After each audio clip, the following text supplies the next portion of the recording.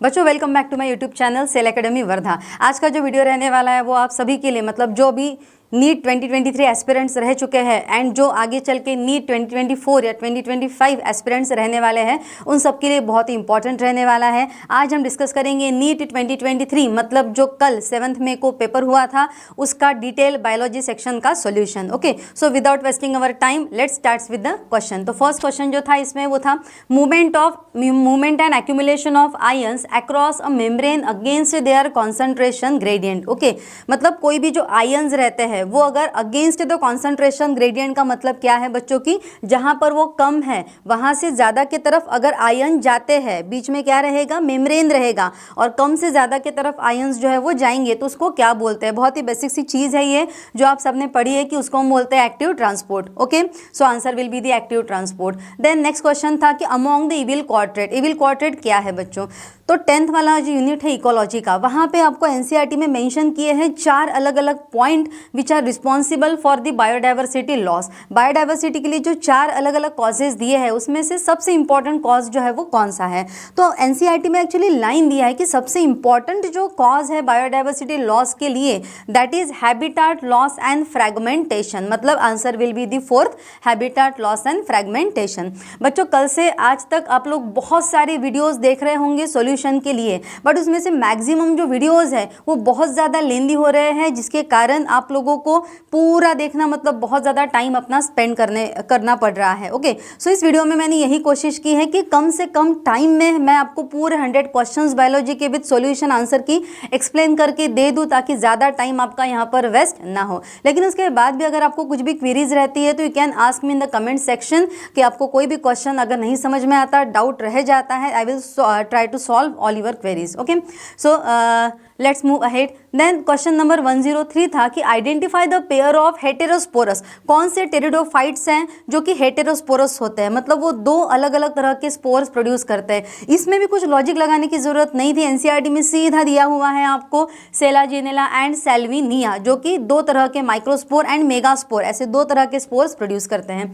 Okay बच्चों, then उसके बाद है 104 क्वेश्चन कि frequency of recombination between the gene pair on same chromosome. एक ही क्रोमोसोम पर जो जीन रहते हैं उनके बीच में जो रिकॉम्बिनेशन होता है उसके फ्रीक्वेंसी के लिए ये क्वेश्चन पूछा जाता है। As a measure of distance between the gene, अगर हम ये लाइन पढ़ते पढ़ते आगे जा रहे हैं तो हमको ये समझ में आता है बच्चों की एनसीईआरटी में एग्जैक्ट ये लाइन दिया हुआ है। एक क्रोमोसोम पे जो जीन होते हैं उनके बीच जो रिकॉम्बिनेशन होता है उसका जो फ्रीक्वेंसी रहता है कि वो जीन के बीच में रिकॉम्बिनेशन कितने % होगा, that is decided by the distance between the 2 gene. मतलब क्रोमोसोम पे वो जो 2 जीन है अगर एकदम पास पास में है तो रिकॉम्बिनेशन का फ्रीक्वेंसी कम, दूर दूर है तो रिकॉम्बिनेशन का फ्रीक्वेंसी ज़्यादा। ये जो है ये सबसे पहले कौन से साइंटिस्ट ने यूज किया था। ओके, सो नन अदर देन अल्फ्रेड स्टुरटवन। ये भी एनसीईआरटी में एज इट इज लाइन आपको दी गई है। Okay, so answer will be Alfred Sturtevant. Then what is the function of tassels in the corn cob. अब टेसल्स ये जो वर्ड है एनसीईआरटी में दिया ही नहीं है। हमेशा मैं अपने बच्चों को स्टूडेंट्स को बताती हूँ कि एनसीईआरटी नीट में आपको 2 से 3 ऐसे क्वेश्चन ज़रूर मिलेंगे कि जो आपने ना कभी पढ़े हैं, सुने नहीं है ऐसा नहीं बोल सकते हैं कि थोड़ा बहुत रिलेशन रहता है बट आपने एक्चुअल में एनसीईआरटी में उनको पढ़ा नहीं है। Tassels represents the male flower on the corn. Corn का जो प्लांट है, मेज प्लांट, उसमें मेल फ्लावर्स जो रहते हैं they represent the tassels. Okay, तो यहाँ पे इनका फंक्शन ये दिया है to trap the pollen grains. Pollen grains को ट्रैप करके रखना, क्योंकि फ्लावर के अंदर ही बच्चों पोलन ग्रेन प्रेजेंट रहता है ना। Tassels represent the male flower, उसके अंदर क्या रहता है, पोलन ग्रेन ट्रैप रहता है। Okay, so answer will be to trap pollen grains. Okay, then उसके बाद में आइडेंटिफाई द करेक्ट स्टेटमेंट। मेरे एकदम फेवरेट वाले क्वेश्चंस रहते हैं ये, क्योंकि इसमें आंसर मिल जाते हैं, लॉजिक्स जो है वो लग जाते हैं। डायरेक्ट जो क्वेश्चंस रहते हैं उसमें क्या होता है, बहुत सी बार अगर आपको आंसर पता है तो पता है और नहीं पता है तो नहीं पता है, बट इसमें क्वेश्चंस में आंसर्स छुपे रहते हैं, मिलते हैं, लॉजिक से आप आंसर स्मार्टली ढूंढ सकते हैं। Okay, retriever perform fragmentation the humus is further degraded by some microbe during mineralization. Okay, mineralization, so fragmentation, catabolism, leaching, mineralization, all these are the steps of decomposition. Okay, again the question from ecology section. Water soluble inorganic nutrients go down into the soil and get precipitated by the process called leaching. ये तीनों भी जो statement है ये correct है, A, B, C. Okay, these three statements are the part of decomposition process. Okay, तो the detritus food chain begins with the living organism. Earthworm break down detritus into small particles. Of course earthworm break down करता है, but that is not a catabolism, उसको catabolism नहीं बोलते हैं हम. Okay, so correct वाला जो set है यहाँ पे that is A, B, C. So answer will be 4 A, B, C.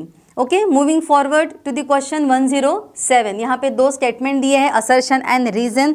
मैंने लास्ट टाइम आपको बताया था कि असर्शन रीजन के बीच में कुछ अगर लिंक होता है, बिकॉज वगैरह से अगर वो दो स्टेटमेंट लिंक बनते हैं तो ऑफकोर्स रीजन असर्शन का एक्सप्लेनेशन होता है.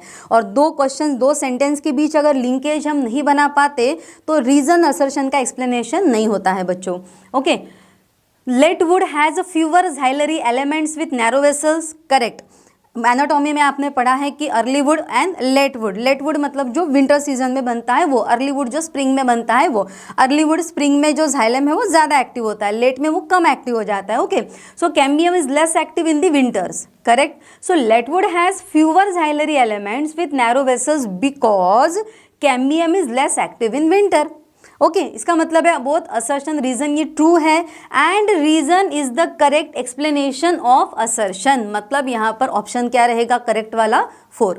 Okay, then 108 question. The process of appearance of recombination nodule. बच्चों, रिकॉम्बिनेशन नोड्यूल जो है वो कब अपीयर हो रहा है, मतलब रिकॉम्बिनेशन जो है वो कब हो रहा है. ओके, एट विच सब stage of prophase 1 in meiosis. तो मियोसिस में कौन सी सब फेज में आपको रिकॉम्बिनेशन का नोड्यूल दिखाई दे रहा है. So none other than it's pectin, क्योंकि एनसीईआरटी में एज इट इज़ दिया है पैक्टिन में क्रॉसिंग ओवर होता है. अब यहाँ पे कन्फ्यूजन भी आपका हो सकता है कि पैक्टिन में क्रॉसिंग ओवर हो रहा है, चायज मैटर दिख रहा है, तो शायद डिप्लोटिन में हमको रिकॉम्बिनेशन एग्जैक्ट वहाँ पर दिखाई दे.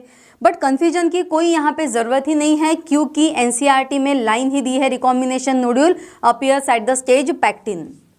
ओके, कौन सी वाली स्टेज में मियोसिस में डिवीजन ऑफ सेंट्रोमियर होता है. ओके, डिवीजन ऑफ सेंट्रोमियर जो है वो कौन सी वाली फेज में होता है. So none other than anaphase 2. Okay, हमें पता है बच्चों कि एक है माइटोसिस. माइटोसिस में क्या होता है, माइटोसिस में मेटाफेज में क्रोमोसोम्स अरेंज होते हैं, एनाफेज में क्रोमैटिड सेपरेट होता है, सेंट्रोमियर डिवाइड होता है. ओके, मियोसिस में मियोसिस 1 और मियोसिस 2 ये 2 बार होता है. तो meiosis 2 is same like mitosis. ठीक है, मियोसिस 2 में भी एनाफेज 2 में सेंट्रोमियर डिवाइड होता है, क्रोमैटिड जो है वो सेपरेट होते हैं. So answer will be anaphase 2. Then 110. During the purification process for recombinant DNA technology. जब आरडीएनए टेक्नोलॉजी का प्रोसेस होता है, at the end we have to purify the DNA. हमें डीएनए को प्यूरिफाई करना है, तो इसमें addition of chilled ethanol precipitates out. अब मैंने क्लास में पढ़ाते वक्त आप लोगों को बहुत बार ये चीज़ बताई है बच्चों की, जब भी हम किसी भी सेल से डीएनए को आइसोलेट करते हैं तो the cell is microscopic, single cell microscopic होता है, हमें आंखों से नहीं दिखाई देता है.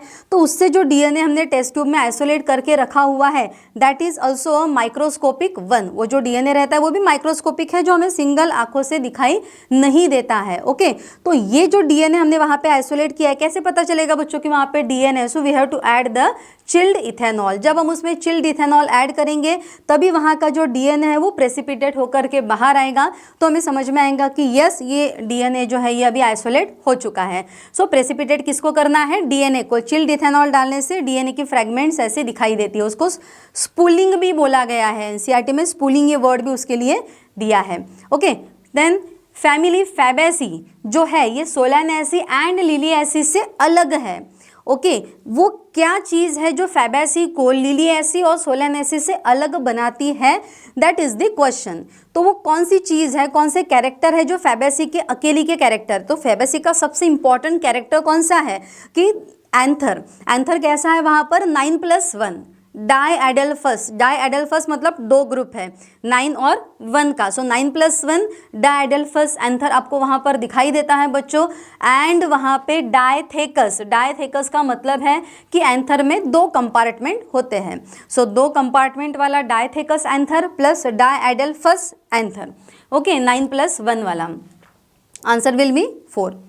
Large colourful and fragrant flowers with nectar are seen, तो बहुत ही ईजी है बच्चों, जहाँ पे इंसेक्ट पॉलिनेशन कर रहे हैं वहाँ पे ही तो फ्लावर में फ्रेग्रेंस होगा, और जो फ्लावर बनेंगे वहाँ पर वो कैसे बनेंगे, कलरफुल बनेंगे। So of course insect pollinated plant will be the answer. Then spraying of which of the following phyto hormone in juvenile conifer, okay, helps in hastening the maturity period that leads to the early seed production।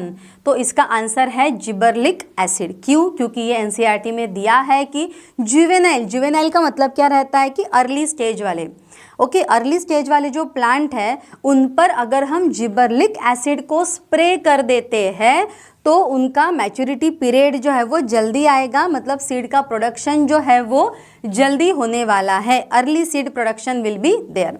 Clear? Then next question 114, axial placentation कहाँ कहाँ पर मिलता है? सो axial placentation हमें कहाँ पे मिलेगा बच्चों? इसका आंसर है China rose, petunia and lemon. क्यों?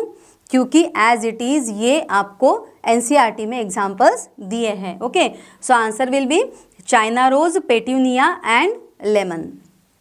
ओके, उसके बाद में अमोंग यूकैरियोट्स, अच्छा एक्सियल प्लासेंटेशन तो आप लोगों को पता है ना कि जब हम लोग ओव्यूल को कट करके अंदर देखते हैं तो सीड का जो अरेंजमेंट ओव्यूल के अंदर होता है, ओव्यूल के अंदर सीड कहाँ पे और कैसे अरेंज है उसको एक्सियल प्लासेंटेशन बोला है। अब देखो बच्चों, मैं अगर आपको बहुत डीपली एक एक वर्ड का मतलब समझाने लग जाऊंगी तो हमारा जो वीडियो है वो बहुत ज़्यादा लेंदी होगा, इसीलिए मैं टर्म्स का मतलब नहीं समझाते हुए थोड़ा आगे आगे बढ़ते जा रही हूँ। अगर आपको किसी भी पॉइंट पे लगता है कि कोई टर्म आपको एक्सप्लेन करके चाहिए देन प्लीज़ आप लोग कमेंट सेक्शन में उस चीज़ को मेंशन कर सकते हैं, ठीक है।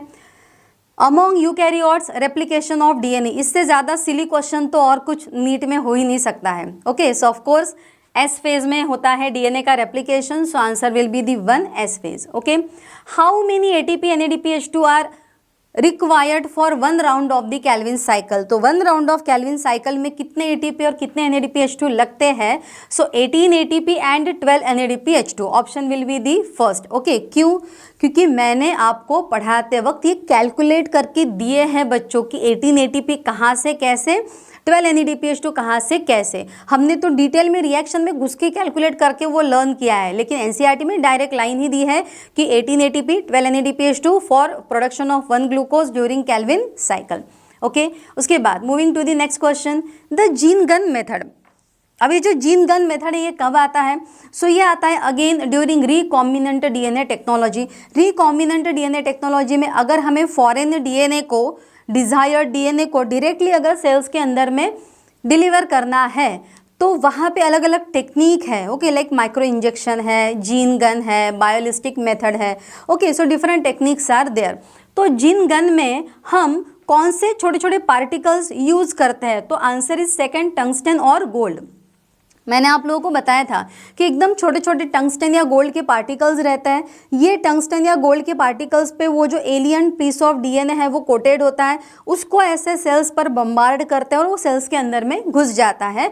इस तरीके से हमारा डीएनए सेल के अंदर में डिलीवर हो जाता है। ओके, ओजोन का जो थिकनेस है वो मेजर करने के लिए यूनिट कौन सा है? Dobson unit. बहुत ही सिंपल सा क्वेश्चन है, 4th आंसर होगा इसका।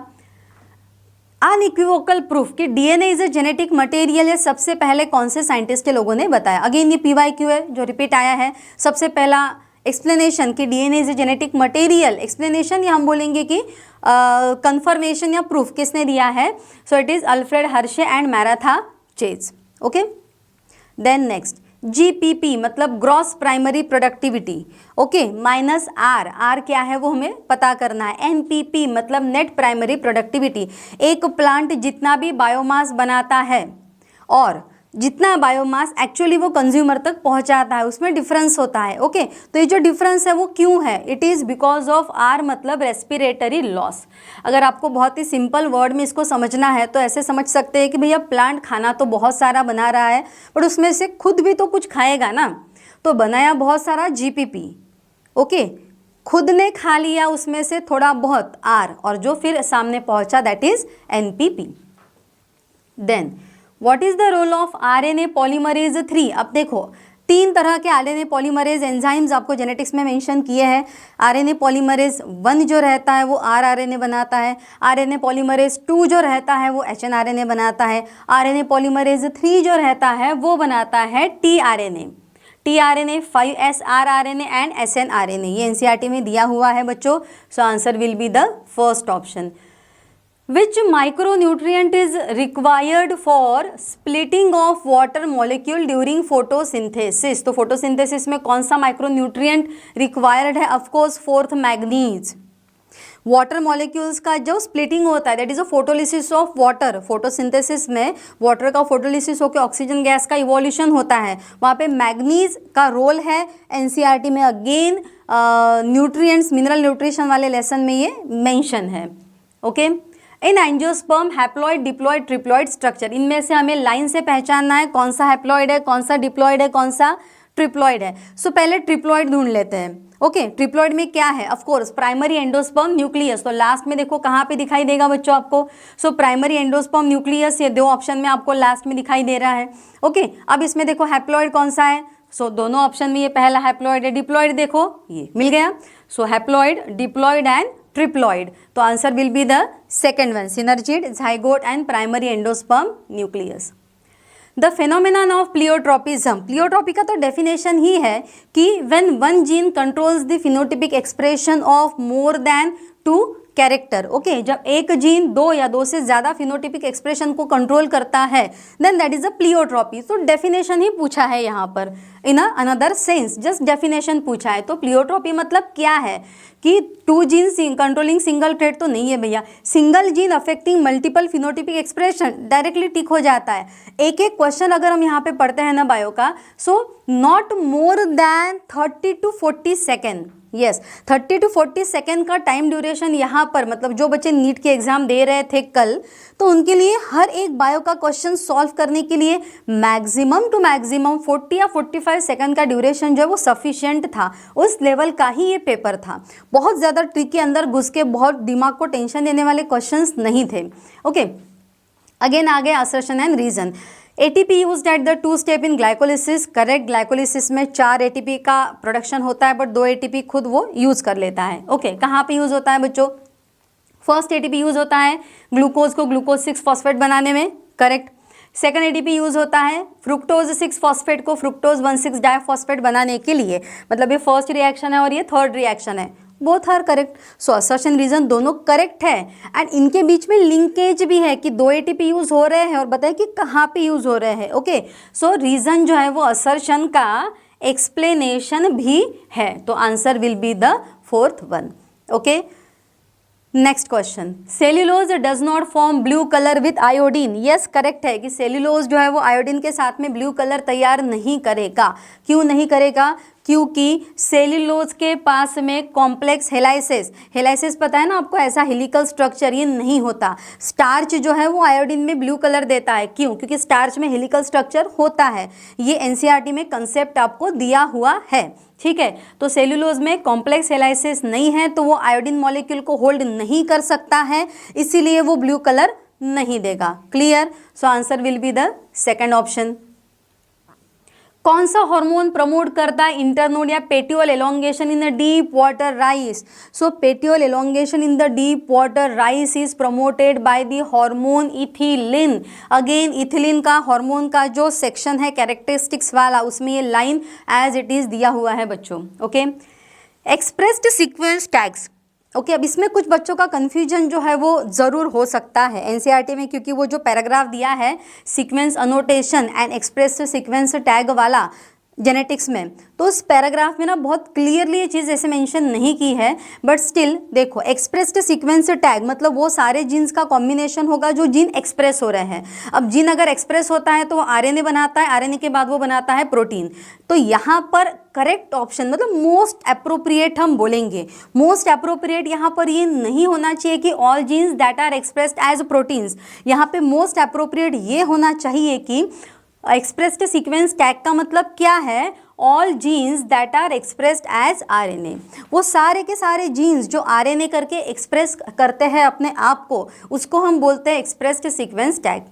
ऐसा क्यों, ऐसा क्यों होना चाहिए? इट इज़ नॉट नेसेसरी कि सारे के सारे जीन्स आरएनए बनाने के बाद में प्रोटीन बनाएंगे, उनका कुछ फंक्शनल रोल हमारे बॉडी में रहने ही वाला है। बट जो आरएनए में एक्सप्रेस हो रहे हैं उन सबको अगर हम सीक्वेंस करते हैं तो उसको बोलते हैं एक्सप्रेस्ड सीक्वेंस टैग। ऐसा सिंपल कंसेप्ट वो दिया है। ओके, देन आगे जाते हैं। सो 129 अगेन दो स्टेटमेंट आ गए हैं बच्चों। देखो, एक स्टेटमेंट ये है कि जो ट्रांसपीरेशन से फोर्स जनरेट होता है वो जाइलेम के थ्रू वाटर को ऊपर 130 मीटर के हाइट तक लेके जाता है। करेक्ट है ये स्टेटमेंट। ट्रांसपीरेशन जो होता है मतलब जो लीव्स है वो वाटर को इवेपोरेट करते हैं, तो लीव्स का जो सरफेस है वो कूल हो जाता है। कितने डिग्री से कूल हो जाता है वो? 10 to 15 डिग्री से लीव का सरफेस जो है वो कूल हो जाता है ट्रांसपीरेशन में। Again this is the correct one. Okay, NCERT में ये लाइन सेकंड वाला दिया हुआ है। So both the statement 1 and statement 2 both are correct. Answer will be the fourth one. Upon exposure to UV radiation DNA stained with ethidium bromide. आपको पता है कि डीएनए अगर हमको देखना है, कहाँ पे देखना है भैया आपको डीएनए? जेल इलेक्ट्रोफोरेसिस पे।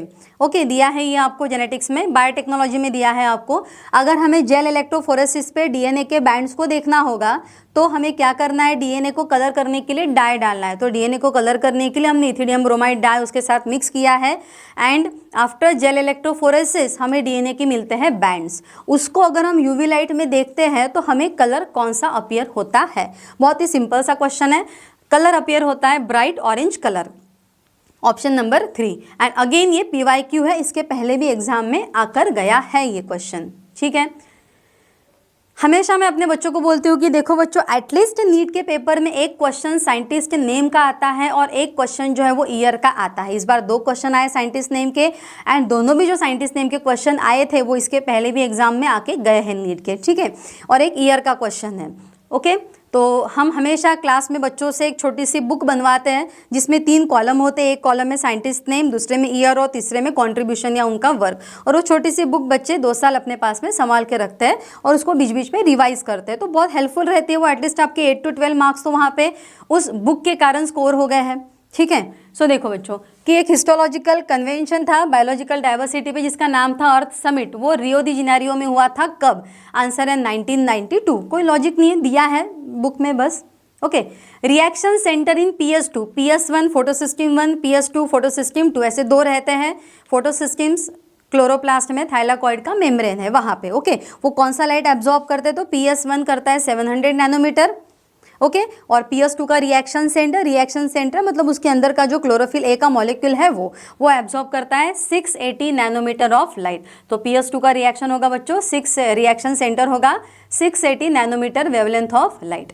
ओके, अगेन आ गया असर्शन रीजन। बहुत ही इंटरेस्टिंग क्वेश्चंस रहते हैं असर्शन रीजन मतलब। The first stage of gametophyte in life cycle of moss is a protonema stage. Correct है। ओके, मॉस ब्रायोफाइटा है। ब्रायोफाइटा की जो बॉडी है उसको हम बोलते हैं गमीटोफाइट। कहाँ से स्टार्ट होती है? प्रोटोनिमा। ओके, सबसे पहले ज़मीन के अंदर में स्पोर्स गिरते हैं। स्पोर ज़मीन पे गिरने के बाद वो धागे बनाते हैं, थ्रेड लाइक स्ट्रक्चर प्रोटोनिमा, और वहाँ से फिर वो प्लांट की बॉडी जो है वो तैयार होती है। तो पहली स्टेज है protonema. Correct. Protonema develop directly from the spores produced in capsule. Correct. जो स्पोर जमीन में गिर गए वही नहीं प्रोटोनिमा बनाए हैं। तो यहाँ पे देखो बहुत इंटरेस्टिंग है, बिकॉज लग रहा है। See, the first stage of gametophyte in the life cycle of moss is a protonema stage.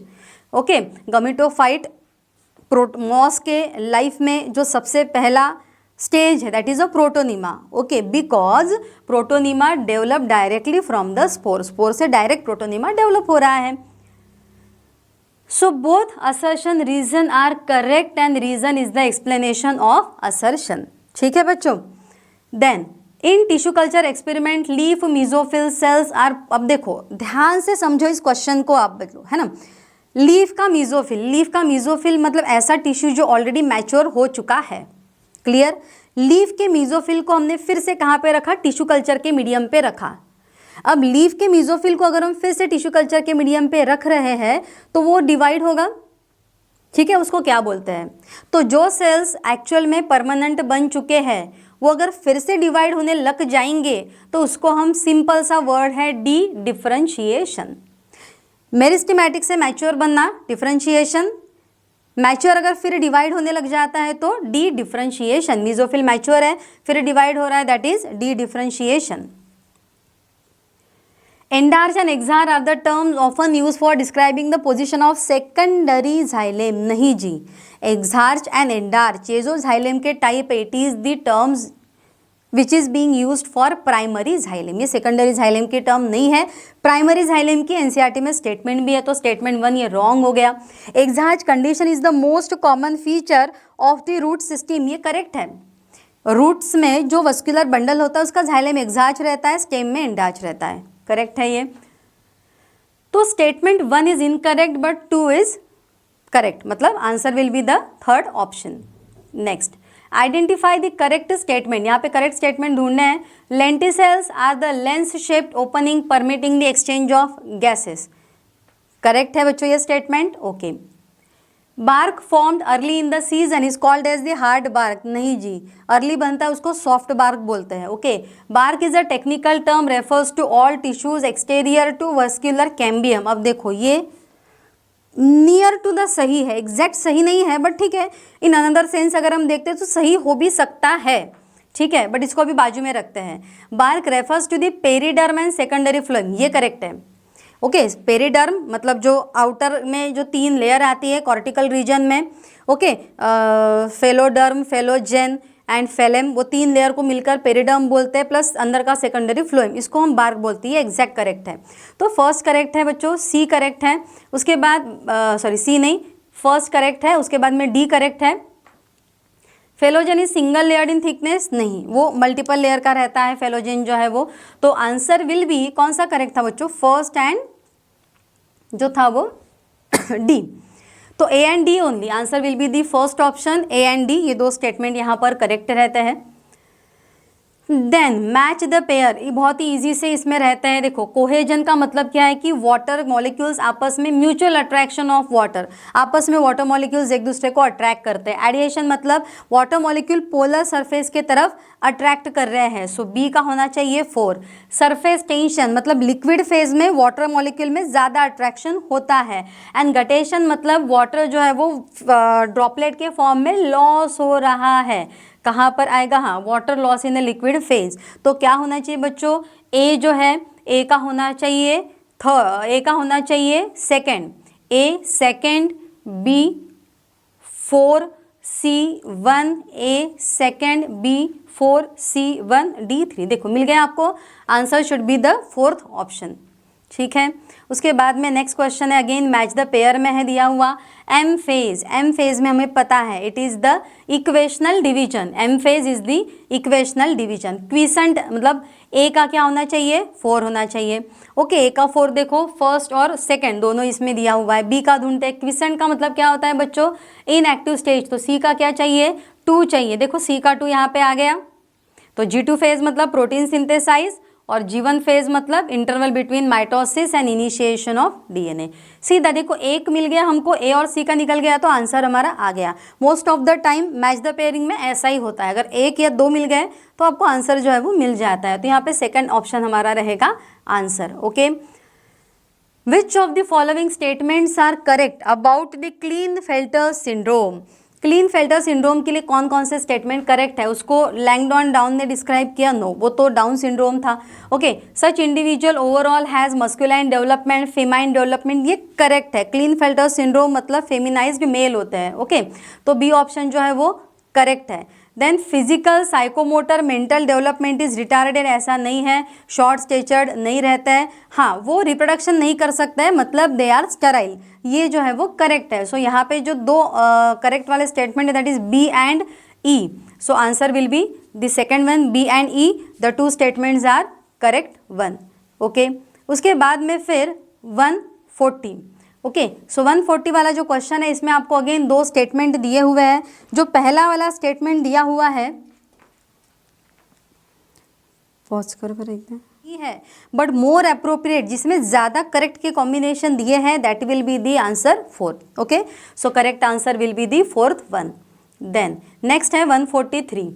तो नॉट करेक्ट हमें ढूंढना है यहाँ पे, कौन सा स्टेटमेंट करेक्ट नहीं। Algal blooms caused by excess of organic matter in water improve water quality, नहीं, अल्गल ब्लूम जो है वो वाटर क्वालिटी को डिक्रीज करते हैं बच्चों, इम्प्रूव नहीं करते।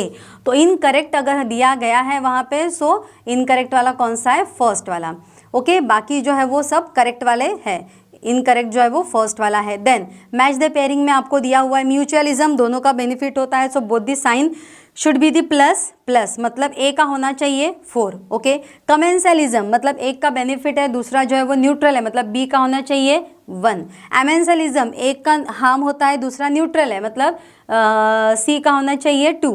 और पैरासिटिज्म मतलब एक का बेनिफिट दूसरे का नुकसान, डी का होना चाहिए 3। देखो ये मिल गया यहीं पर, तो करेक्ट ऑप्शन जो है that is the option 1। Then next is the 145 number का क्वेश्चन, जहाँ पे अरेंज करना है rDNA टेक्नोलॉजी की स्टेप्स को। तो सबसे पहले क्या होता है, सबसे पहले होता है आइसोलेशन ऑफ DNA। ये आप सबने पढ़ा है कि रिकॉम्बिनेंट डीएनए टेक्नोलॉजी का जो स्टेप है उसमें सबसे पहले स्टेप है बच्चों आइसोलेशन ऑफ डीएनए। तो ये बात सुनने के बाद आप कहीं सी टिक ना कर दे, क्योंकि यहाँ पे बताया isolation of desired DNA fragment. मतलब क्या, देखो सेल के अंदर से, होस्ट सेल से सबसे पहले हम डीएनए को करेंगे आइसोलेट, फिर उसको करेंगे cut using the restriction endonuclease enzyme, second B. Okay, उसके बाद जो हमने कट किया है उसमें से हम डिजायर्ड जीन फ्रैगमेंट को आइसोलेट करते हैं, तो उसके बाद आएगा C, isolation of desired DNA fragment. पहले आएगा बी, फिर आएगा सी, और फिर क्या आएगा यहाँ पे, सो देखो कटिंग हो गया यहाँ पे स्पेसिफिक लोकेशन पे, फिर हमने isolation of desired DNA fragment कर लिया है। देन वो जो डिजायर्ड डीएनए फ्रैगमेंट है उसका हम करेंगे एम्प्लीफिकेशन, नंबर ऑफ कॉपीज बनाएंगे using PCR, and then a insertion of recombinant DNA into the host cell. So it should be BCDA, BCDA, correct option is the 4। Okay, then again match the pairing के लिए है कि कौन क्या करता है। इसमें से देखो सबसे ज़्यादा जो आपको पता है ये मॉलिबेडेनम जो है ये नाइट्रेट रिडक्टेज का कंपोनेंट है। ये थोड़ा अलग है, जो बच्चे हमेशा याद रखते हैं कि मॉलिबेडेनम जो है वो नाइट्रोजन फिक्सेशन में आता है, जो एंजाइम है नाइट्रोजिनेस उसमें रहता है ये मॉलिबेडेनम। सो डी के लिए हमको चाहिए 2, तो डी के लिए जो 2 है वो देखो आपको एक ही इसमें मिल गया आंसर आपको, option number will be second. Okay, then oxidative decarboxylation क्या है, तो ऑक्सीडेटिव डीकार्बोक्सिलेशन मतलब लिंक रिएक्शन। ओके, और लिंक रिएक्शन में क्या होता है, यूज पायरुवेट डिहाइड्रोजिनेज, ठीक है, ग्लाइकोलिसिस को बोलते हैं EMP पाथवे। तो बच्चों ए के लिए हमें चाहिए 2 और बी के लिए चाहिए 4, ए के लिए 2 और बी के लिए 4, हाँ बहुत सारे 3-4 ऑप्शन में और आगे हमको देखना पड़ेगा। फिर ए के लिए 2, बी के लिए 4। सी देखिए ऑक्सीडेटिव फॉस्फोराइलेशन, ऑक्सीडेटिव फॉस्फोराइलेशन मतलब इलेक्ट्रॉन ट्रांसपोर्ट सिस्टम, तो सी के लिए चाहिए बच्चों 3। देखो मिल गया, ए के लिए 2, बी के लिए 4, सी के लिए 3। ठीक है, मिल गया आपको आंसर। उसके बाद में नेक्स्ट है बच्चों assertion and reason. In gymnosperm the pollen grain are release from the microsporangium and carried by the air current, it is true. Okay, microsporangium से पोलन ग्रेन निकलते हैं, एयर करंट पोलन ग्रेन को लेकर जाता है, that is the correct one. Air current carry the pollen grains to the mouth of archegonia, ये नहीं। Okay, gymnosperm में जो पोलन ग्रेन एयर करंट के साथ में जाता है वो कहाँ पे जाता है बच्चों, पोलन चेम्बर में जाता है, वो आर्चेगोनिया के माउथ में नहीं जाता, वो पोलन चेम्बर में जाकर के सेटल होता है। इसके लिए ना आपको सिर्फ जिम्नोस्पर्म एनसीईआरटी से पढ़ के नहीं होगा, थोड़ा जिसने डिटेल में जिम्नोस्पर्म के लाइफ साइकिल को समझा है उसे ये पता है कि पोलन ग्रेन जाने के बाद पोलन चेम्बर में बैठता है, ना कि आर्चेगोनिया के माउथ में। ओके बच्चों, तो असर्शन यहाँ पर ट्रू है बट रीजन यहाँ पर है false, so answer will be the ये सेकेंड ऑप्शन। ओके, देन 149 में है कि one is flower is defined as modified shoot, okay, wherein shoot apical meristem changes to floral meristem, correct। Flower ये modified shoot है जहाँ पे shoot apical meristem floral meristem में change हो गया है और उस फ्लोरल मेरिस्टेम में जगह जगह पे जो नोड है वहाँ से फ्लोरल पार्ट्स निकलने वाले हैं। तो रीजन देखो वही दिया है, internode of the shoot gets condense हो गया है internodes and produce different floral appendages. तो ये करेक्ट है। ओके, मतलब असर्शन जो है ये भी करेक्ट है, यहाँ पर रीजन जो है ये भी करेक्ट है, दोनों में बिकॉज भी आता है। देखो रीड करता है स्टेटमेंट को। A flower is defined as modified shoot wherein the shoot apical meristem changes to floral meristem and internode of the shoot get condensed to produce different floral appendages laterally at successive node instead of the leaves। ठीक है, तो ये दोनों भी statement जो है and से वो ज्वाइन भी होते हैं। So assertion reason true, reason is the correct explanation of assertion, ये आएगा यहाँ पर आंसर। ओके, ये भी PYQ है बच्चों की, malonate inhibit the growth of which bacteria. तो यहाँ पर है कि malonate inhibits the growth of pathogenic bacteria by inhibiting the activity of. अगर हमें पैथोजेनिक बैक्टीरिया की ग्रोथ को इनहिबिट करना है तो उसके अंदर का जो सक्सेनिक डिहाइड्रोजिनेज है इसके एक्टिविटी को इनहिबिट करना है, जिसका काम करता है मेलोनेट। कॉम्पिटिटिव इनहिबिशन में आपको एंजाइम्स में ये दिया हुआ है। So answer will be the fourth one. A protein is imagined as a line, left end represent first amino acid C terminal, नहीं, right end is C terminal and left end is the N terminal. तो statement 1 ये incorrect हो गया है। Statement 2, adult human haemoglobin consist of 4 sub unit, 2 alpha है 2 beta, ये correct है। तो स्टेटमेंट 1 जो है वो इनकरेक्ट है, यहाँ पे फॉल्स है, बट स्टेटमेंट 2 जो है वो करेक्ट है। रेडियल सिमेट्री इनमें से किसके एडल्ट में कौन से फाइलम में नहीं दिखाई देता है? ऑफकोर्स हेमिकॉर्डेटा, हेमिकॉर्डेटा में है हाफ नोटोकॉर्ड और बायलैटरल सिमेट्री। ओके, सो देखते से ही आंसर फर्स्ट हेमिकॉर्डेटा टिक हो जाता है। ओके, यहाँ पे हमें देखना है कि फीमेल रिप्रोडक्टिव सिस्टम के लिए कौन से स्टेटमेंट करेक्ट है। In non primate mammal cyclic changes जो होता है उसको इस्ट्रस साइकिल बोलते हैं, यस करेक्ट है फर्स्ट वाला। फर्स्ट मेंस्ट्रुअल साइकिल प्यूबर्टी पे मेनोपॉज बोलते हैं क्या? नहीं। Lack of menstruation can be the indicative of pregnancy, yes, menstruation अगर नहीं हो रहा है मतलब प्रेगनेंट हो सकती है वो फीमेल, करेक्ट। तो फर्स्ट करेक्ट है, सी करेक्ट है। Cyclic menstruation extend between menarche and menopause, correct. Menarche से ऑनसेट है, मेनोपॉज मतलब वो स्टॉप है। तो करेक्ट सेट ऑफ स्टेटमेंट क्या हो जाएंगे बच्चों? ए करेक्ट है, उसके बाद में सी करेक्ट है और डी करेक्ट है, A C and D. Option will be the third one, ठीक है। Then nephrons are of 2 type, cortical and juxta medullary based on their relative position, correct. Okay, juxta medullary nephron have short loop of Henle, नहीं ये cut हो गया यहाँ पे। Juxta medullary nephron medulla तक जा रहा है तो loop of Henle will be the longer one, and cortex में जो रहते हैं उनका लूप ऑफ एनले शॉर्ट होता है। तो यहाँ पे असर्शन करेक्ट है बच्चों, बट रीजन जो है वो रॉन्ग हो गया है। Okay, so assertion true but reason is false, option number 2। Then fovea क्या है? तो फोविया हमारे आई के अंदर वो जगह है जहाँ पे कोन डेंसली पैक होते हैं, तो विजुअलाइजेशन रिजोल्यूशन वहाँ पर ज़्यादा मिलता है। तो ए फोविया के लिए आएगा point of greatest visual equity या रिजोल्यूशन। आइरिस जो है वो हमारे आई का कलरफुल पोर्शन है, हमारे आई के कलरफुल पोर्शन को बोला जाता है iris. Okay, so iris is a coloured portion of our eye. Blind spot जो है वहाँ से निकलती है वो ऑप्टिक वाली nerve, so point where optic nerve leaves. तो फोविया मतलब ए का देखो बच्चों, ए का आना चाहिए 3, बी का आना चाहिए 1 और सी का आना चाहिए 4। सो ए का 3, बी का 1, सी का 4। ओके, आ गया ये option number 4। Then not considered as the part of endomembrane, endomembrane में कौन नहीं है? सेल स्ट्रक्चर फंक्शन का बहुत ही बेसिक सा क्वेश्चन है ये। कौन कौन से ऑर्गेनेली एंडोमेम्ब्रेन में नहीं आते? ऑफकोर्स माइटोकॉन्ड्रिया है, क्लोरोप्लास्ट एंड पेरोक्सिसोम्स है, A C and E, A C and E. Okay, so option will be the first. Broad palm single simian crease, ये पूरा प्लेन होता है और सिंगल सीमियन क्रीज ये बोर्ड्स के टेक्स्ट बुक में दिया है आपको बच्चों, है ना। नीट में ये सीमियन क्रीज वाला कैरेक्टर नहीं दिया है आपको, एनसीईआरटी में, नीट में मतलब एनसीईआरटी, एनसीईआरटी में सीमियन क्रीज वाला कैरेक्टर नहीं दिया है, ये आपको बोर्ड्स के टेक्स्ट बुक में मिलता है। तो ये कौन सा सिंड्रोम होगा? डाउन्स सिंड्रोम, जो पूरा प्लेन है हैंड पाम और सिर्फ एक लकीर है जिसको सीमियन क्रीज बोलते हैं, down syndrome, fourth one. Again match the pair. P wave मतलब एट्रियल कॉन्ट्रैक्शन, कॉन्ट्रैक्शन मतलब डिपोलराइजेशन, सो ए का आएगा third. Okay, Q wave, Q का मतलब क्या आता है यहाँ पर, देखो क्यूआरएस कॉम्प्लेक्स देख लेते हैं पहले। ए का दिया है यहाँ पे एट्रिया का डिपोलराइजेशन, क्यूआरएस का मतलब है 4। देखो ए का 3 एंड सी का 4 मिलता है क्या, देखते हैं। तो ए का 3, हाँ देखो ए किस में मिल गया हमको, सो फोर्थ ऑप्शन मिल चुका है। मैच द पेयरिंग को हम बहुत जल्दी जल्दी सॉल्व कर सकते हैं। इनमें से कौन सा वो सेक्सुअली ट्रांसमिटेड डिसीज है जो टाइम रहते ही अगर डायग्नोज किया, ट्रीट किया तो जल्दी से ठीक हो जाएगा। Of course HIV, hepatitis B, ये तो मतलब ट्रीटमेंट के बाहर के है, नॉन क्यूरेबल है। ओके, तो टाइम रहते ही अर्ली डिटेक्शन अगर होता है, प्रॉपर ट्रीटमेंट देते हैं तो ठीक हो जाता है। उसका आंसर है first, that is gonorrhoea.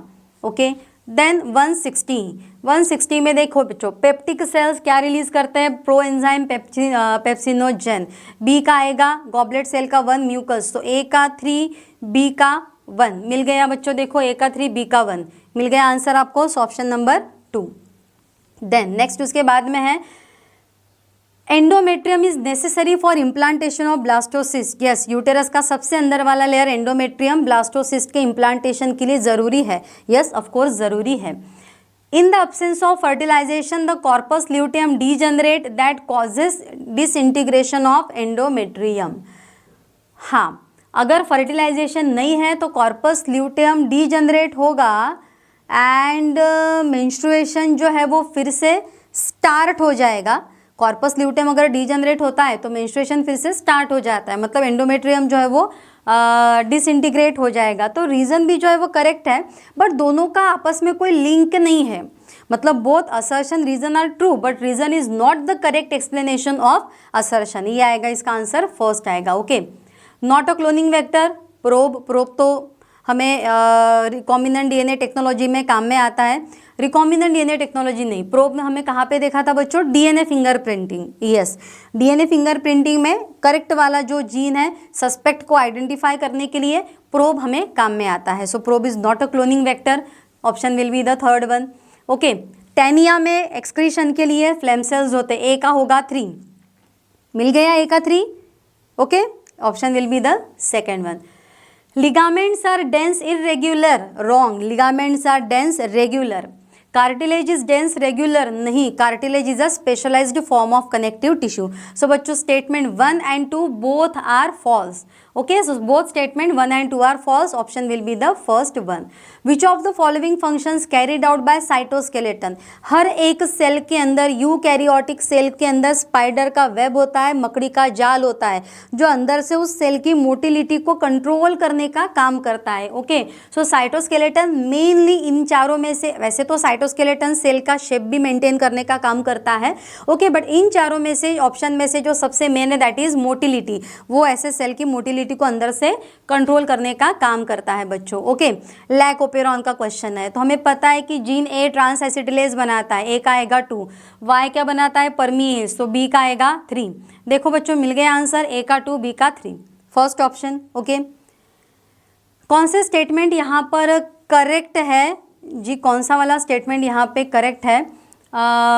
Biomagnification is refers to increase in the concentration of toxicant at successive trophic level. Yes, statement 1 तो करेक्ट है बेटा। Presence of large amount of nutrient restrict नहीं, अल्गल ब्लूम तो उल्टा encourage होगा nutrients की वजह से, अल्गल ब्लूम इंक्रीज करता है फिश की मॉर्टेलिटी को, एंड यूट्रोफिकेशन मतलब डोमेस्टिक सीवेज इंक्रीज होना नहीं है, तो correct will be the first option. तो 167 का आएगा फर्स्ट ऑप्शन। ओके, ये तो बच्चों बहुत ही इजी है कि अगर मेल और फीमेल में डबल बॉन्ड रहता है तो it indicate the mating between relatives, तो option will be the first one. Then undigested unabsorbed material, मतलब जो स्मॉल इंटेस्टाइन से बचा कुचा हुआ अनडाइजेस्टेड फूड है, वो जो केकम में चला जाता है, लार्ज इंटेस्टाइन में चला जाता है, तो वापस नहीं आता। क्यों नहीं आता? क्योंकि स्मॉल इंटेस्टाइन और केकम के बीच में दरवाज़ा है, वाल्व है, जिससे वो फूड बैक वापस नहीं आएगा। उस वाल्व का नाम रहता ileocaecal valve. Okay, so answer will be the first, ileocaecal valve. Which of the following technique does not serve the purpose of early diagnosis? हम इनमें से कौन सी टेक्निक की वजह से डिसीज को अर्ली लेवल पर डायग्नोज नहीं कर सकते? तो PCR से कर सकते हैं, एलाइजा भी ये टेक्निक है, RDNA भी है, सबसे मतलब करेक्ट ऑप्शन है यहाँ पे सीरम एंड यूरिन एनालिसिस। ये अर्ली लेवल पर डिसीज का डायग्नोसिस नहीं करता, तो option will be the first one. ठीक है। अगेन दो स्टेटमेंट दिए हैं, low temperature preserves the enzyme in temporarily inactive state whereas high temperature से एंजाइम डिस्ट्रॉय हो जाएंगे, करेक्ट है ये statement. Statement 2, when the inhibitor closely resemble the substrate in its molecular structure inhibit the activity of enzyme. हाँ, जो inhibitor है उसका structure size substrate के जैसी है, तो सबस्ट्रेट के जगह पे एंजाइम को इनहिबिटर जाकर के बाइंड हो जाता है, उसको हम क्या बोलते हैं बच्चों, कॉम्पिटिटिव इनहिबिशन। तो दोनों भी जो स्टेटमेंट है, both statement 1 and 2 are true, they are correct. Okay, again favourite one, match the following. Cartilaginous joints मतलब एडजेसेंट वर्टिब्री में जो होता है वो, सो ए का चाहिए 2, हाँ 2 ऑप्शन में बच्चों रुको। बॉल एंड सॉकेट जॉइंट मतलब humerus and pectoral girdle, so B का चाहिए 4। ओके, सो ए का चाहिए 2 और बी का चाहिए 4, अगेन 2 ऑप्शन में है। Fibrous joints between skull and bone, तो सी का चाहिए 1, मिल गया यहाँ पे, ए का 2, बी का 4, सी का 1 और डी का 3, ठीक है। मैच द पेयरिंग जो है वो और स्टेटमेंट बेस्ड क्वेश्चंस मतलब my favourite questions. Okay, so vast difference receive a duct, vast difference मतलब स्पर्मेटिक कॉर्ड, स्पर्मेटिक डक्ट, ये डक्ट रिसीव करते हैं कहाँ से, सेमिनल वेसिकल से, डायग्राम में ही समझ में आता है, मेल रिप्रोडक्टिव सिस्टम के डायग्राम में ही आप ड्रॉ करते हैं, सेमिनल वेसिकल का डक्ट स्पर्मेटिक कॉर्ड के साथ ज्वाइन होकर कॉमन डक्ट बनता है जिसको हम बोलते हैं ejaculatory duct. Statement 1 is correct. The cavity of cervix is called cervical canal, yes, which along with vagina forms birth canal, again yes. So statement 1 and 2 both are the correct one. Okay, so both statement 1 and 2 are true. अगर आपने देखा होगा बच्चों कि अब तक जितने भी स्टेटमेंट बेस्ड क्वेश्चन ये पेपर में आपको मिल रहे हैं, मैक्सिमम क्वेश्चन का आंसर है both the statement are true. इसका मतलब ये नहीं है कि नीट 2024 में नहीं समझ में आया तो बोथ आर ट्रू करेंगे आप। ओके, मैंने जस्ट मेजॉरिटी बताया आपको यहाँ पर। कौन से वाले ब्लड सेल्स के अंदर HIV का रेप्लिकेशन होता है, वो अपने प्रोजेनी वायरसेस को तैयार करता है, तो it's nothing but the helper T cell, TH cell जिसमें HIV रेप्लिकेट होता है। हेरोइन क्या करता है, कोकेन, मॉर्फिन क्या करता है, देखो हेरोइन, मरीजुआना, कोकेन, मॉर्फिन, इसमें से मॉर्फिन का सबसे बेस्ट है जो एकदम से याद रह जाता है कि मॉर्फिन बच्चों पेन किलर करके काम करता है, देखो D का 3, एक ही इसमें मिल गया। जो सबसे ज़्यादा आपको पता है ना उस पर ध्यान दो, और अगर वो मिल गया तो फिर तो बात ही बन गई। तो मॉर्फिन का मिल गया है तो आपको समझ में आ गया, फिर तो A का 2 है, फिर B का 1, C का 4 और D का 3। Vital capacity of lung NCERT में दिया है, IRV हम कितना फोर्सफुली एयर अंदर ले सकते हैं, ERV कितना फोर्सफुली बाहर निकाल सकते हैं, TV नॉर्मल हमारा एयर कितना एक्सचेंज होता है। सो IRV plus ERV plus TV मतलब वाइटल कैपेसिटी। ओके, इनमें से कौन से ऑस्ट्रेलियन मार्सुपियल एडेप्टिव रेडिएशंस को शो करते हैं, नुम्बैड, स्पॉटेड कस्कस एंड फ्लाइक फैलेंजर, क्योंकि आपको NCERT के इवोल्यूशन में एडेप्टिव रेडिएशन में पैराग्राफ के नीचे ये वाले पेज पे एक डायग्राम मिल रही है, सेंटर में कंगारू है और आजू बाजू में बहुत सारे एनिमल्स आपको दिखाई दे रहे हैं इमेजेस में जिनके नाम नीचे लिखे हैं। वो वाला ये क्वेश्चन यहाँ पे पूछा है कि वो कौन है मार्सुपियल्स जो एडेप्टिव रेडिएशन को शो करते हैं, तो फर्स्ट वाला जो ऑप्शन है बच्चों ये है correct one. Okay, CCK pancreas है तो ए का हमको चाहिए 4। ओके, ए का 4 दो ऑप्शन में है। GIP gastric inhibitory peptide gastric gland, B का चाहिए 3, ए का 4, बी का 3, देखो मिल गया आंसर। ओके, नेक्स्ट असर्शन दिया है आपको, amniocentesis for sex determination is one of the strategies for reproductive and child health care programme, नहीं जी, RCH reproductive child health care programme, इनका एमनियोसेंटेंसिस स्ट्रेटेजी नहीं है, तो assertion is false. Reason, ban on amniocentesis check the increasing menace of female foeticide, yes, female foeticide की जो increasing cases थे उसको रिड्यूस करने के लिए फीमेल फिटिसाइड को बैन किया गया, एमनियोसेंटेंसिस को बैन किया गया है। ओके, सो रीजन जो है यहाँ पर वो रहता है करेक्ट वाला। ओके बच्चों, सो रीजन यहाँ पर है करेक्ट बट असर्शन यहाँ पर है रॉन्ग, सो असर्शन यहाँ पर है false but the reason is true. Okay, so option will be the third one, assertion false, reason true. Then next वाला क्वेश्चन है 180 वाला, statement RNA mutate at faster rate, yes single stranded है, बहुत fast mutate करता है। Viruses having RNA genome, तो जिन viruses में RNA उनका भी म्यूटेशन फास्ट होता है, इवोल्यूशन फास्ट होता है, तो of course statement 1 and 2 both are true, दोनों स्टेटमेंट जो है वो ट्रू है। ठीक है बच्चों, यहाँ पर अब देखते हैं हम लोग, हमें अलग क्या है, देखो डी के चारों ऑप्शन अलग दिख रहे हैं, डी देख लेते हैं बच्चों। सहेली क्या है, ओरल मेथड ऑफ कॉन्ट्रासेप्टिव, तो डी का आपने क्या कर दिया है 1, सो डी का 1, देखो मिल गया आपको आंसर। ठीक है, A option will be the answer. 182 electrostatic precipitator most widely used in thermal power plant. Yes correct है। Electrostatic precipitator removes ionising radiation, ऐसा कुछ कंसेप्ट नहीं है। Okay, so statement 1 is true and statement 2 is incorrect. Okay, तो statement 1 ये correct है and statement 2 incorrect है। Option यहाँ पे आएगा सेकंड वाला। ओके, 183 अगेन स्टेटमेंट दिया, in prokaryote the positively charge DNA, ऐसा बच्चों कुछ नहीं है। प्रोकैरियोट में डीएनए पॉजिटिवली चार्ज होता है, किसने बताया?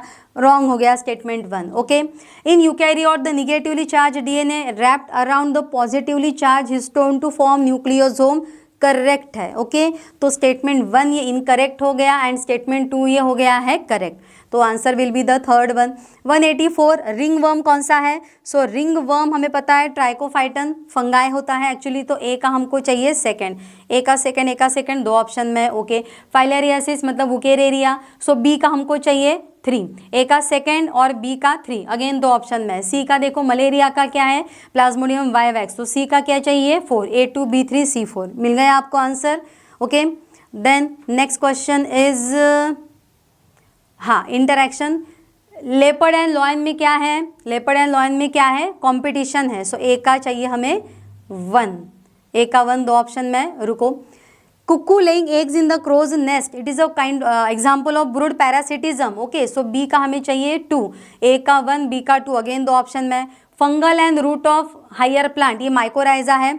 Fungi with the root of higher plant is mycorrhiza, इसका आंसर चाहिए म्यूचुअलिज्म। सो सी का चाहिए हमें 3। ओके, ए का 1 बी का 2 सी का 3 डी का 4 आएगा। ओके, फोर्थ ऑप्शन हमें मिल गया यहाँ पर। कौन से स्टेटमेंट करेक्ट है बच्चों? Basophils are most abundant cells of the total WBCs। बाजू में रखते हैं इसको। Basophils secrete histamine, serotonin, heparin. Yes correct है।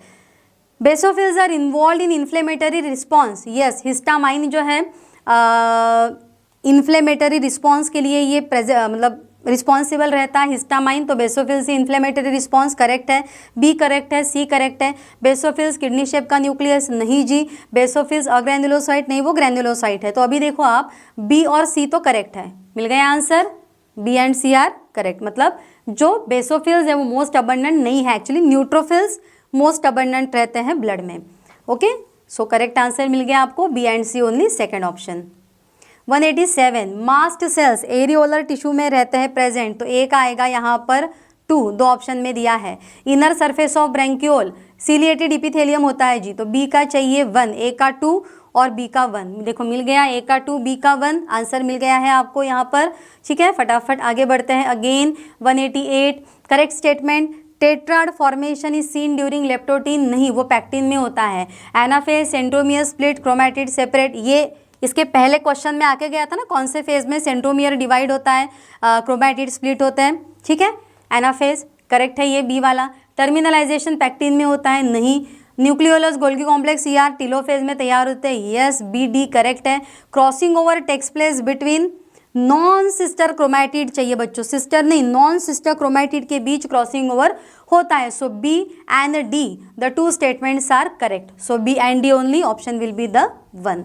ओके, 189 कॉकरोच में एक्सक्रीशन के लिए क्या क्या है? एनसीईआरटी में लाइन दी है, uricose gland, nephrocytes and fat body cells, B C and D line ही दी है एनसीईआरटी में। कॉकरोच के ऊपर हमेशा 1 या 2 क्वेश्चन नीट के पेपर में आते ही आते हैं। ओके, लास्ट ईयर भी 2 आए थे, इस साल भी 2 आए हैं। 190 during G0 phase the cell is metabolically inactive, नहीं सेल मेटाबॉलिकली एक्टिव है, बस G0 में वो डिवाइड नहीं हो रहा है। Okay, the centrosome undergoes duplication during S phase, yes ये एनसीईआरटी में स्टेटमेंट दिया है कि S फेज में DNA भी रेप्लिकेट होता है और सेंट्रोजोम का भी डुप्लीकेशन होता है। ओके बच्चों, तो स्टेटमेंट 2 जो है वो करेक्ट है, स्टेटमेंट 1 जो है वो इनकरेक्ट है। Statement 1 incorrect but statement 2 is correct, third option रहेगा। कॉर्डेट के लिए क्या क्या करेक्ट है? तो mid dorsal solid double nerve cord, जी नहीं, कॉर्डेट में नर्व कॉर्ड नहीं रहता है प्रेजेंट। ओके, नोटोकॉर्ड होता है। Presence of close circulatory system, yes. Presence of paired pharyngeal gill slits, yes. Presence of dorsal नहीं जी, हार्ट वेंट्रल होता है। ओके, ट्रिप्लोब्लास्टिक सुडोसिलोमेट नहीं, तो यहाँ पे 2 ऑप्शन हमने करेक्ट देखे थे, कौन से? बी एंड सी हमने यहाँ पे ढूंढा था correct, so B and C only. Okay, अगर आपको फास्ट हो रहा है तो आप इसको और स्लो कर करके वीडियो को देख सकते हैं, ठीक है, बट टाइम कम से कम कंज्यूम होना चाहिए आपका, इसीलिए हम लोग बहुत फास्ट जा रहे हैं। लॉजिस्टिक ग्रोथ मतलब उसमें लिमिटेड रिसोर्सेज होते हैं, एक्सपोनेंशियल ग्रोथ मतलब अनलिमिटेड रिसोर्सेज होते हैं। सो ए का चाहिए 2 और बी का चाहिए 1। कहाँ पे दिख रहा है बच्चों ए का 2 और बी का 1? देखो मिल गया, ए का 2 बी का 1, C3D4। ओके, करेक्ट आंसर मिल गया आपको, फोर्थ वाला, ठीक है।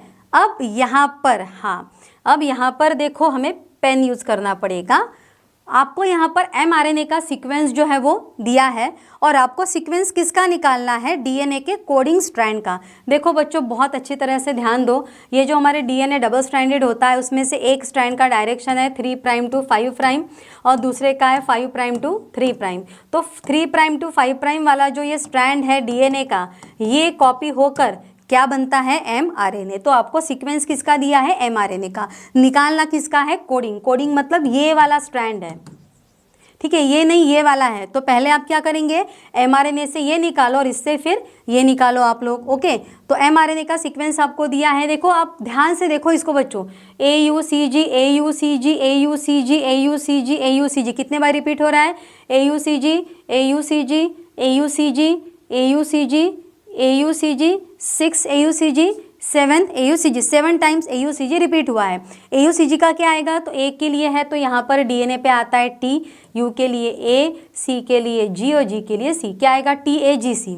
TAGC कितने टाइम रिपीट होना चाहिए? 7 टाइम। लेकिन कहाँ पे? ये वाले यहाँ पे क्या है? TAGC। हमें किसका निकालना है? कोडिंग का। तो TAGC के लिए आप अगेन कॉम्प्लीमेंट्री लीजिए। तो TAGC का कॉम्प्लीमेंट्री क्या आएगा बच्चों? T के लिए क्या आएगा? A के लिए T, G के लिए C और C के लिए G, ATCG। ATCG कितने बार रिपीट होना चाहिए? 7 टाइम्स। देखो हाँ, कहाँ पे मिल रहा है आपको 7 टाइम्स ATCG रिपीट? तो आपको बच्चों 7 टाइम्स ATCG रिपीट मिल रहा है। ATCG एक बार, ATCG 2 बार, ATCG 3 बार, ATCG 4 बार, ATCG 5, ATCG 6, ATCG 7, यही मिल गया आपको। ओके, ऑप्शन सेकंड बहुत इजी रहता है। 194 अगेन, कॉकरोच का डायमॉर्फिज्म आप किस बेसिस पे बोलते हैं? तो on the basis of anal style. Male में एनल स्टाइल है, कॉकरोच में, फीमेल कॉकरोच में एनल स्टाइल एब्सेंट होता है। ओके, 195 कौन से स्टेटमेंट करेक्ट है regarding the skeletal muscle? Muscle bundles are held together by connective tissue layer, उसको फैसिकल नहीं, उसको बोलते हैं फैसिया। तो ये ऑप्शन रॉन्ग हो गया। सार्कोप्लाज्मिक रेटिकुलम जो है मसल का, it is a store house of calcium, correct है बच्चों। स्ट्राइटेड अपीयरेंस स्केलेटल फाइबर का क्यों आता है? Due to actin and myosin protein, ये भी करेक्ट है। बी करेक्ट है, देखो सी करेक्ट है। M line is considered as the functional unit, जी नहीं, बी एंड सी दोनों करेक्ट है। Answer will be the first one. Okay, 196 mammalian की यूनिक कैरेक्टर क्या है? Of course hair, pinna and mammary gland. So option 1 यहाँ पर करेक्ट है। Not the advantage of inbreeding, inbreeding का कौन सा एडवांटेज नहीं है? It exposes harmful recessive gene eliminated by selection, ये तो दिया है। Elimination of less desirable gene, ये भी दिया है। Decreases the productivity, yes. देखो अगर हमने कंटिन्यूअस इनब्रीडिंग किया तो प्रोडक्टिविटी जो है वो डिक्रीज होगा, तो प्रोडक्टिविटी डिक्रीज होना ये एडवांटेज है क्या? नहीं। तो कौन सा एडवांटेज नहीं है इनब्रीडिंग का? सी वाला, कि कंटिन्यूअस प्रोडक्टिविटी डिक्रीज होना। ओके, तो option will be the third one. Human brain के पार्ट जो sexual behaviour, expression of excitement, pleasure, anger, fear को कंट्रोल करता है। Of course limbic system of brain, all these emotions are related with our limbic system and our hypothalamus. Answer will be the fourth one. Okay, statement में कौन सा correct है? Excessive loss of body fluid from body switches of, नहीं, body में से अगर fluid loss हो जाता है तो ऑस्मोरिसेप्टर स्विच ऑन होता है। Okay, ADH facilitate water reabsorption, yes, ADH से वाटर रीएब्जॉर्ब होता है। एएनएफ एट्रियल नाइट्रिक, तो एएनएफ जो है एट्रियल नाइट्यूरेटिक फैक्टर, ओके, जो कि हार्ट रिलीज करता है एंड जो कि ब्लड प्रेशर कम करने के लिए करता है वैसोडाइलेशन, तो ये भी ऑप्शन होगा करेक्ट। ठीक है, ADH cause increase in the blood pressure, yes, ADH क्या करता है? तो वैसो कॉन्स्ट्रिक्शन करता है, ब्लड वेसल्स के डायमीटर डिक्रीज करता है, जिससे ब्लड प्रेशर इंक्रीज होता है। सो बच्चों देखो बी सी डी तीनों करेक्ट है, ई वाला रॉन्ग है क्योंकि एडीएच जीएफआर इंक्रीज करता है, डिक्रीज नहीं करता। Okay, so option will be the B C D. तो फर्स्ट ये होगा कि बी सी डी करेक्ट है। ओके, लास्ट वाला क्वेश्चन कि not under the control of thyroid hormone, thyroid hormone के कंट्रोल में क्या नहीं है? Maintenance of water electrolyte balance है, regulation of basal metabolic rate है, स्लीप वेक साइकिल ये नहीं है, okay, development of immune system ये नहीं है, आरबीसी प्रोडक्शन ये सब दिया हुआ है, क्या नहीं दिया है, B and C. So option will be the first one, B and C. Okay, so बच्चों इस तरीके से जितना ज़्यादा फास्ट हो सके, कम से कम टाइम में हो सके, मैंने ट्राई किया है नीट 2023 के बायोलॉजी सेक्शन को आपको एक्सप्लेन करके देना। इसमें से अगर आपको कोई टॉपिक समझ में नहीं आया है, आप चाहते हैं कि वो डिटेल में आपको समझा कर मिले, तो आप कमेंट में मुझे बता सकते हैं कि कौन सा टॉपिक आपको डिटेल में समझा कर चाहिए। सो उसका हम एक डिटेल अलग से लेक्चर लेके उसको आपको समझा के दे सकते हैं। ओके, सो ये वीडियो आपको कैसा लगा, कितना हेल्पफुल लगा, आप ये मुझे प्लीज़ ज़रूर बताइए। Thank you so much.